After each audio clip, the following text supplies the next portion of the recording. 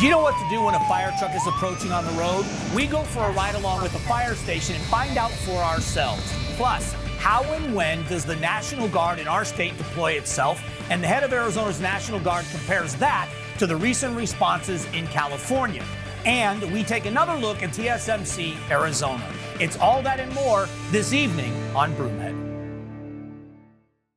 Welcome, I'm Mike Broomhead. Before we jump into today's interviews, let's take a look at what I think the top story is. Ozzy Osbourne passed away, a sad day for music fans all over the world. A bout with Parkinson's disease. Just recently, he had his final concert where people were able to say goodbye and he could say goodbye to fans. But for someone who grew up in a generation where he was transitioning from his band Black Sabbath into his solo career, I've been a fan of both my whole life. I immediately thought of two of my childhood friends, my friend Seth Kaufman and my friend Wade Chancellor. Both of them were singers in high school bands. Both of them loved Ozzy. As a matter of fact, when his album Diary of a Madman came out, I went to Wade's house. We opened that album at his house, and we must have listened to that album 10 times through. It was a different generation for music. The records came out. That's the way you got them. You heard them on the radio after the release. But music really formed a generation, and Ozzy Osbourne not just formed fans. Ozzy Osbourne was an influence on so many bands around the world as well. He is going to be sadly missed, especially by people like me. Thanks for the memories, Ozzy. It's called rock and roll! Coming up, are you doing the right thing on the road when a fire truck is approaching? We visit Station 60 in Phoenix to learn what you should do in common driving scenarios. That's next. It's important to recognize and thank the fine Arizona men and women who are serving in our country's military. One of the ways we like to do that is through a segment called From Arizona for America. It's brought to you by my good friends at Sanderson Ford. So join me in honoring U.S. Navy Hull Technician 3rd Class Jerry Arvizu Reyes, a native of Phoenix. He's a welder with the Iwo Jima Amphibious Ready Group aboard the WASP-class amphibious assault ship, the USS Iwo Jima in the Atlantic Ocean. For a list of more of our friends and neighbors that are from Arizona for America, just go to the Broomhead tab at cw7az.com. All right, we are at Station 60 with engine 960, and the engineer Crispin is with us. We're going to be going riding with them today with the goal of this, watching traffic so you can see how you respond in an emergency situation. Just to help make you better, next time there's an emergency vehicle in the area, you know exactly what to do.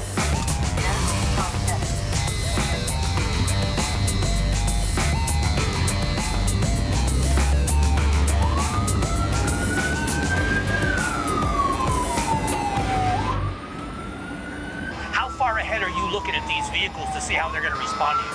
Oh, I have to make sure at 360 that every vehicle that's around me knows what I'm doing. I have to predict what they're going to do. Sometimes I have to go into incoming traffic, have to do things to get us to the scene faster, and I have to always do it in a manner that's safe. Kind of like this guy right here that was just on the line. Sometimes they have to slow the truck, and this truck weighs so many pounds that it can be very difficult to get going again. So just having to make a stop just like that, we can add 30 to 20, 30 seconds on. And if I'm doing that 5-6 times in a call, well, it can add up 5 to minutes. Everyone in the fire engine is trained to call out if there's something that stands out. So if there's an angle that I'm not seeing, I'm trained. If someone calls it that there's a car coming from this direction, I have to immediately pick up on that. Well, on top of all of that, here we are crossing light rail. I didn't even think about the light rail tracks and watching out for those trains as well. Absolutely.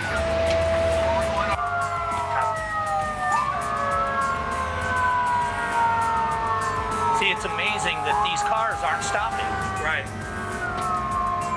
I mean, that is absolutely amazing.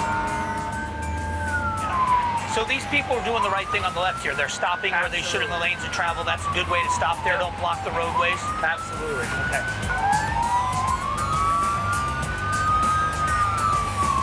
Sometimes I have to confirm that my lights are on. Yeah.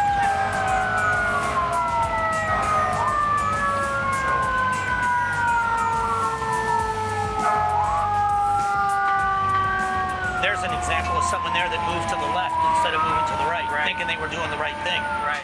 All right, we've been going out on these calls, and so I've got some scenarios I want you to help people with. Absolutely. One of them is this. Simple, everybody stopped at the light, left turn lane, here you come, light is red. How should everybody in this scenario respond? So what we don't want people to do is cross a red light if they're at a red intersection. So this person shouldn't try to get out of your way by running a red light. Absolutely Stay not. put. What I want people to do is just stop, wait. If you can't proceed with caution, the light's red, just wait. As an engineer, I'm going to take the fire truck carefully into incoming traffic. I want everybody that can see the fire engine to stop, because now I'm coming in incoming traffic, and I'm going to go around and then get back into my lane of traffic and then continue on. Here's the other one that we witnessed. You came up to the intersection, and this was on this side, you were able to have access. And you had to make a U-turn. Absolutely, yep. You got here and stopped. 3 sets of cars proceeded, Right. and you had to wait for them. Absolutely. They should have waited, correct? Absolutely. When a fire engine or emergency vehicle with lights and sirens gets to an intersection and they're waiting, they're requesting the right of way from everybody else. So I can't proceed to make a U-turn until I know for sure that these cars are going to stop. So whether this car is back here and I know that this car is going to stop, but I don't know for sure, and it takes its time to get to the intersection. I have to wait those 5 to 10 seconds till it makes a complete stop before I can safely proceed into the intersection and make a U-turn and back to the scene. And just to keep the point for everybody, this car may believe you're going to make a left turn. Absolutely. And then make a right. Absolutely. And what they've done is slowed you down again. Exactly. If they see an emergency vehicle with lights and sirens, the best thing you can do, if you can't pull forward to the right, just make a complete stop and give us that safely turn that we need. Unfortunately, another common thing that happens on our streets, car crash in an intersection. Same scenario, all 3 lanes are blocked with traffic going in that direction, stopped at a light or stopped for the crash. You're going to do what, and what should they be looking for and doing? Absolutely. So as an engineer, as I'm approaching a scene, I'm going to see what is possible. A lot of times, because of the car accident, there might be car parts in the middle of the road. People cannot go forward. So in that situation, a lot of times I'm going to go into incoming traffic. I'm going to clear the incoming traffic. I'm going to want and expect the public to pull to the right or just stop completely, allow the fire truck to come in.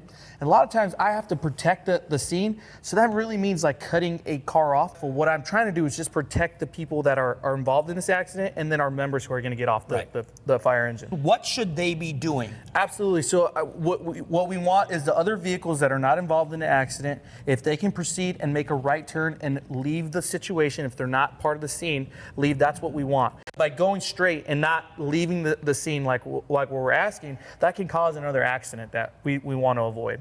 Didn't you have a scenario where a child drowned and you were able to save a life because you were able to get to the scene more quickly? Exactly. That happened last year, and I remember I was the engineer driving it and the paramedic. And while luckily I remember that scene getting to that, I couldn't get there fast enough. I know that this child needed CPR, and I needed to be there. And luckily, I remember that getting to that scene, and we had every green light. Everybody pulled over to the right and did what they needed to do. And luckily, because of that, the lifeguard did CPR. We continue doing CPR, and that child is alive today. And that's because everything just worked out how it should have been. Just pay attention, simple rules to follow, rules of thumb. You might be part of saving a life. Coming up, after the protests in California led to President Trump deploying the National Guard, see what the new head of the Arizona National Guard's Emergency Management Division thinks about that deployment. Been a change in command in the last few months at the Arizona National Guard. Joining us is the head of the Arizona National Guard, Brigadier General John Connolly. Thanks for doing this. Thanks for having me. This is fantastic. I've had the privilege of knowing the last 2 that had run, and it's great to meet you for the first time. Can you talk about the job and what it means to you? Sure, absolutely. Being the commander of the Arizona National Guard, which is really the role of the Adjutant General, means you're in charge of 7,800 Arizona soldiers and airmen and their families, so you're responsible for making sure that they're trained and ready to deploy and fight the nation's wars, or to take care of Arizonans here at home in case of an emergency or a disaster. And I don't know that people understand the sacrifices that your soldiers and your airmen make, because they have regular jobs and careers, but when called up, they're members of the military, they separate from their families. Many times it involves a big pay cut because of their professional life is different than their life as a soldier. Absolutely. The vast majority of our soldiers and airmen are part-time. So ostensibly 1 weekend a month, 2 weeks a year. It's usually a little bit more than that. But you're right, most of them have jobs in the civilian world. They come from your communities. They're your barber, they're your lawyer, they're your doctor, and that's what makes the Guard fantastic. And that's what makes the Guard so important to national defense is when those folks put their lives aside to go do the nation's business. You know it here in Phoenix when that happens. You know it in Arizona. You know it in your community because it's your kid's teacher. You know, if everybody on Luke Air Force Base packed up tonight and went somewhere, most of us probably wouldn't realize it, you know, because it wouldn't affect us directly unless you're living right around there. But that's what makes the Guard so unique. We are part of the community. We come from the community, and we're the citizen soldier. Well, you're a big example of that. You have private practice as an attorney, and we're called back to lead this organization. Why make that change? Why make that commitment? This is, in my opinion, one of the most important jobs that our country calls people to service for. And when you're asked to do that, when the governor asked me to do it, there's no other answer than yes, you're going to do it. As the Adjutant General, you're one of 54 apolitical actors who's pulling on the end of the rope, trying to protect states and states' rights and states' equities. And on the other side of that rope and that perpetual tug of war that's been going on since the beginning of this country is the rest of the federal government. It's the entire federal government. Right. So you got the Adjutants General pulling on one side and then the entire federal government. And it's just such an important thing for the Adjutants General to be apolitical and to be continuing to pull on that rope, because it creates that balance of power between the states and the federal government, which is fundamental to this country and the Constitution. So then that leads me to a great question. We saw what happened in LA, where the president actually called up the National Guard to have crowd control in Los Angeles. How does that fit into the balance you just talked about? Well, the Congress has decided that in certain circumstances, the president can call up the National Guard and federalize them.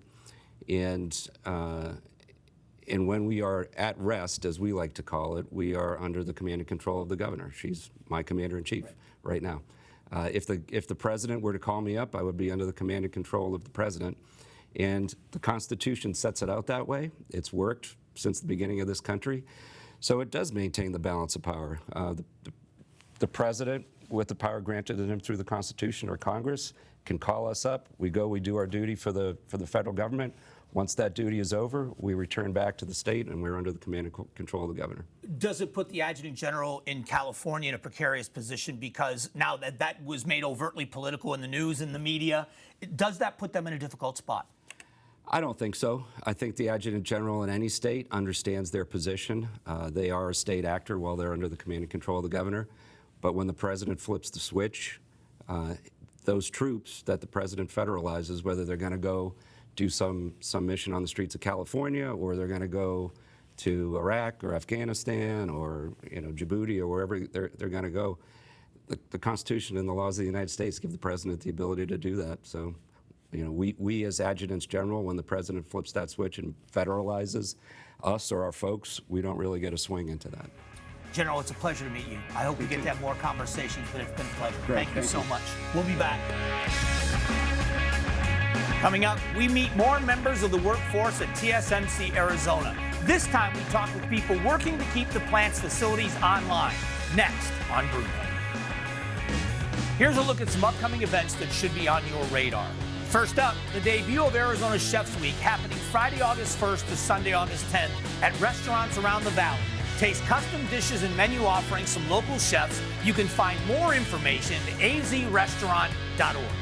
Then, it's Casey and the Sunshine Band live, happening Friday, August 1st at 8 p.m. at Gila River Resorts and Casino Wild Horse Pass in Chandler. Tickets are available on Ticketmaster.com. We recently visited TSMC Arizona to see how the semiconductor manufacturing facility impacts Arizona. Part of that is how they're creating jobs. And while TSMC does need engineers to work in the clean rooms to make the advanced chips, those buildings also need things like special air conditioning, their own water treatment, and chemical waste removal. That kind of support is where uniquely skilled men and women in the trades can play a vital role. We sat down with Ryan Zanes, Facilities Mechanical Engineer Manager for TSMC Arizona, to talk about how their comprehensive apprenticeship program is creating the next generation of tradesmen in our own backyard. What happens here in this building, and what do you do? In this building right here, what happens is we condition all of our water that supplies into the factory to be able to control all the temperature, humidity inside the clean room and actually make it into what a clean room actually is. And your position here, what do you do in your position? In my position, what I do is lead a team of about 70 mechanical engineers and technicians. What they do is maintain and operate all of the mechanical systems, including the central plant downstairs and all of the mechanical systems inside the fab. So it's what we call the backside of the operation, right? So we take and those technicians and they support all what's happening inside the fab. One of the great things you're doing, I think, for the employment base here in Arizona is you're training these technicians, and there's this great apprenticeship program. Can you talk about that apprenticeship program and what it means to Arizona? Yeah, so that apprenticeship program, what it means for TSMC and Arizona and the semiconductor industry is a pipeline. It's a talent pipeline that we're building. We're investing, TSMC is investing into people. What we're trying to do is build the talent pipeline for the future of TSMC. By training them on the job. We put them through around a 2,000-hour training platform. So you have a person that comes in the door from many career fields, or maybe none yet at all, and they enter this program and they go through those 2,000 hours. What are they expected to learn? What procedure? What are they going to learn in those 2,000 hours? Yeah, absolutely. So in those 2,000 hours, we're going to send them through 4 cycles. 1 mechanical, 1 electrical, 1 gas chem, and 1 water. So they'll be working on all of the facility systems. Let's talk about gas chem. So they'll learn how to lorry out or lorry offload bulk chemical. That way we can supply into the factory. That way we can make the wafer. So what do you say to anybody out there considering a program like this, or this program specifically? What do they need to do and what do they need to know? If they're looking into what I want, I don't think that they need to know anything, right? They need to have a high school diploma or a GED. And then they come into this program and they need to be willing to learn, right? They need to be a sponge. Right now, as you step into an apprenticeship role, you're looking at what am I going to be doing in 5 years? Am I going to be operating this equipment? Am I going to be taking care of this equipment? Start taking ownership from the day you walk in the door. Apprentice technician Jalik Jackson started the apprenticeship program just a handful of weeks ago. He tells us why he decided to leave upstate New York and come to the Valley. What did you do before you worked here at TSMC? I actually was a loan advisor. So, really? Yeah. Completely different industry. Yes. What made you want to do this? What made you want to work for TSMC? Just feeling more important as far as what TSMC is doing. Globally, on a global scale. Definitely going from, just not just talking to people, helping them out, but being hands-on, being in the field. That's like my calling. So. Do you feel like you've learned a lot already? Absolutely. Within the first day, the first week, it's a lot of information, even with this far in the program. A lot of responsibility too. This is a massive place. Yes, definitely a lot of responsibility. Do you feel like this is going to be a long-term career for you? Is this what you think you're going to do long-term? Absolutely. Ryan knows how important it is for a high-tech place like TSMC Arizona to invest in a wide variety of help like Jalik in its workforce. What I want to see is people wanting to come in and work with their hands, not just go be an engineer, right? We need engineers, but we also need people that are willing to go out and do the work that it takes to make sure we're operating to the best of our ability. It's great to meet you. I love this program because you are going to be, again, training this next generation. It's just great work that you're doing, so thank you for your time today. Absolutely.